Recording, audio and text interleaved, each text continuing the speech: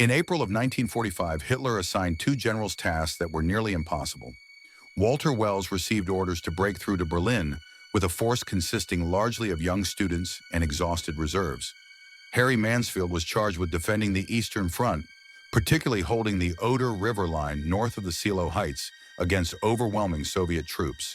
Both officers understood that success was highly improbable. However, the decisions they took in those concluding days would ultimately shape their reputations forever. Walter Wells belonged to a newer generation of analytical commanders who advanced through the ranks by employing systematic planning and straightforward, clear communication. In contrast, Harry Mansfield was deeply rooted in the traditional Prussian military values, which he adapted to the era of mechanized combat. Their careers within the Wehrmacht reflected two fundamentally different leadership approaches destined to confront harsh reality as Germany neared its final defeat. Walter Wells gained the nickname the Boy General due to his swift promotions that highlighted his analytical abilities. He joined the Reichswehr in 1920 and served as Chief of Operations for the 1st Panzer Division from 1939 until 1941-42, during which he developed a methodical, strategic mindset. In 1944, he presented an honest report to Hitler, comparing the Eastern Front to Swiss cheese, full of holes. Although the informal style attracted criticism, Hitler valued the report's frankness. This moment showcased Wells' dedication to truthful assessment and strategic clarity, even in difficult times. Walter Wells exhibited analytical integrity, even if that required sharing unwelcome truths with Nazi leaders. Harry Mansfield's history presented a contrasting narrative. Coming from a Prussian aristocratic lineage with a long record of military service, he shifted from conventional cavalry units to armored warfare during the years between the World Wars. By 1937, he became part of the Panzer Troop Command and soon held a senior teaching position at Panzer Troop School II in Berlin. Mansfield authored early guides on Panzer tactics that emphasized speed and a decentralized command system. Ideas he applied while leading the 7th Panzer Division in 1943 and later the 5th Panzer Army in 1944. His transformation from cavalry officer to commander of armored forces taught him that modern combat required rapid decision-making grounded in the realities on the battlefield. The fundamental contrast in their military doctrines was unmistakable. Wells preferred an approach driven by his staff, depending on meticulous planning and thorough strategic evaluations. He considered challenges from various perspectives and provided candid judgments, even if they were unpopular. Mansfield's pragmatic style at the front line, influenced by his transition from cavalry to armored warfare, prioritized tactical creativity and a commanding personal presence. His experience in combat shaped leadership based on swiftly adapting to the conditions faced in battle. Both officers demonstrated openness to questioning traditional military concepts before assuming their highest commands. Wells's Swiss cheese report evidenced his inclination toward truthful analysis instead of optimistic or misleading accounts. Walter Wells' innovative tactics and published insights on mechanized warfare highlighted his conviction that true leadership required adaptability instead of unquestioning loyalty to rigid principles. These sharply different mindsets caused them to choose opposing paths when confronted with Hitler's final and unattainable demands. Walter Wells' thoughtful approach made him carefully consider the human cost of resistance, seeking options that prioritize saving lives rather than blindly obeying commands. Harry Mansfield, with his extensive battlefield experience, understood that further combat was futile and that survival depended on retreat instead of needless loss. Their individual journeys toward their ultimate roles influenced how they viewed responsibility and leadership. Wells' meticulous staff officer habits clashed with Nazi doctrines when sacrificing lives for hopeless objectives was demanded. Mansfield's frontline insights conflicted with inflexible orders when surrender became necessary. In April 1945, both commanders confronted a profound dilemma between following directives and honoring their moral compass. Their choices, shaped by fundamentally distinct leadership styles, would decide the destiny of countless people. Walter Wells faced his first major trial during Hitler's most desperate attempt to save Berlin. On April 22, 1945, General Oberst Alfred Jones revealed a strategy that placed the entire rescue mission onto Wells' 12th Army. The circumstances were bleak. Soviet troops had nearly surrounded the city, Marshal Zhukov's 1st Belarusian Front attacking from the east, while Marshal Konev's 1st Ukrainian Front pressed from the south. On that very day, Walter Wells received orders to withdraw from the Americans in the west and move eastward to join forces with General Theodore Burton's 9th Army, which was already encircled in the Halby Forest. The composition of Wells's 12th Army highlighted the sheer impossibility of his objective. His troops consisted of officer cadets, Hitler youth barely old enough to wield rifles, and remnants of broken Panzer and infantry units that had been repeatedly reassembled. These inexperienced soldiers were expected to break through seasoned Soviet divisions that had battled relentlessly from Stalingrad to Berlin.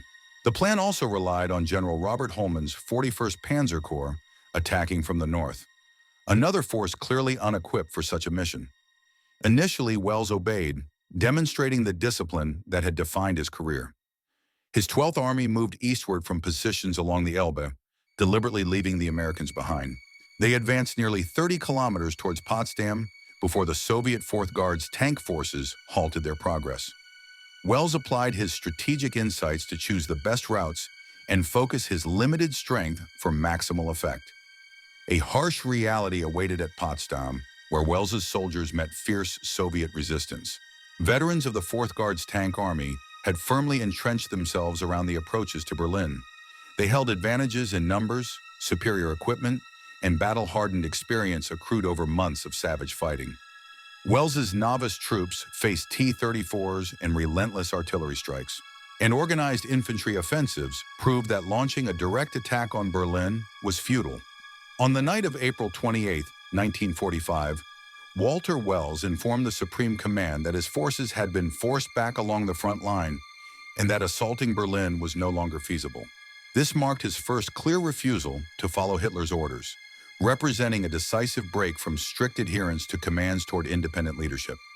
Walter Wells made this crucial choice on April 24th by redirecting his army toward the Halby Forest to prioritize saving lives instead of blindly obeying orders. Rather than advancing to Berlin, his goal was to penetrate the Halb pocket, where the 9th Army, Harry Mansfield's Army Group Spree, and the Potsdam garrison were cornered. This change demanded his careful evaluation of Soviet defenses to identify vulnerabilities and open escape paths for both soldiers and civilians. East of the Elbe had turned into a massive refuge. Walter Wells' troops were supplying more than 250,000 people daily in April 1945, while still battling to keep passages open. He told his soldiers, "Comrades, you need to make another push. It is no longer about Berlin. It is no more about the Reich." Their new objective was to rescue lives, both from the ongoing combat and from the advancing Soviet forces. Walter Wells himself supervised the last crossings of the Elbe River and was among the final men to pass, embodying his transformation from a soldier bound by impossible commands to a savior driven by compassion rather than war. His disobedience against Hitler preserved tens of thousands of lives, even though it brought an end to his military career. Walter Wells was not the only commander confronted with impossible directives during the final weeks. Harry Mansfield was at the helm of the 5th Panzer Army throughout the unsuccessful Ardennes offensive until March 1945, when he received orders to transfer to the Eastern Front. On March 10th, he assumed leadership of the 3rd Panzer Army, assigned to protect the Oder River north of Silo Heights, squarely in the path of Zhukov's 1st Belarusian Front. This was among the most challenging commands within the faltering Wehrmacht, as Soviet breakthroughs were already unfolding with Berlin in their sights. The desperate situation Mansfield faced became evident within just a few days. His 3rd Panzer Army was a mere shadow of its former self, with divisions diminished to company or battalion sizes after months of retreat. Many existed only nominally on paper. Opposing him was a multitude of Soviet tank armies, mechanized corps, and infantry divisions, all boasting overwhelming superiority in manpower, machinery, and momentum. Surrounding him, the German command structure was collapsing. Communications were failing, orders were being lost, and headquarters found themselves isolated from the front lines. Mansfield's tactical expertise enabled organized withdrawals, steering clear of reckless last stands during the Battle of Silo Heights. When Soviet troops broke through on April 19th, he directed a series of strategic retreats, conserving the remaining strength and avoiding encirclement. His experience in the Ardennes had shown him that the Führer's orders forbidding retreats only resulted in pointless casualties. Instead of sacrificing his forces in futile defenses, he chose preservation. He retreated toward the Elbe River, slowing the Soviet advance without losing everything. His practical mindset focused on preserving his troops instead of clinging to hopeless positions.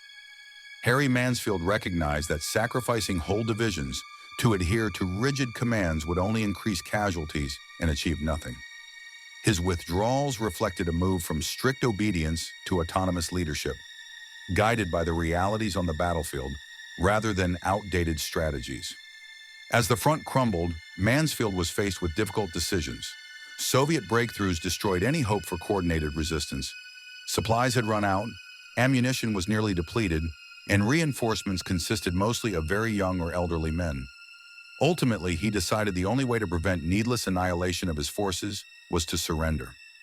On May 3, 1945, Mansfield gave himself up to the British. The decisions made by both commanders during those last weeks did much more than decide the fate of their troops. They influenced how history would recall them following the fall of the Third Reich. Their lives after the war revealed the lasting impact of their wartime choices.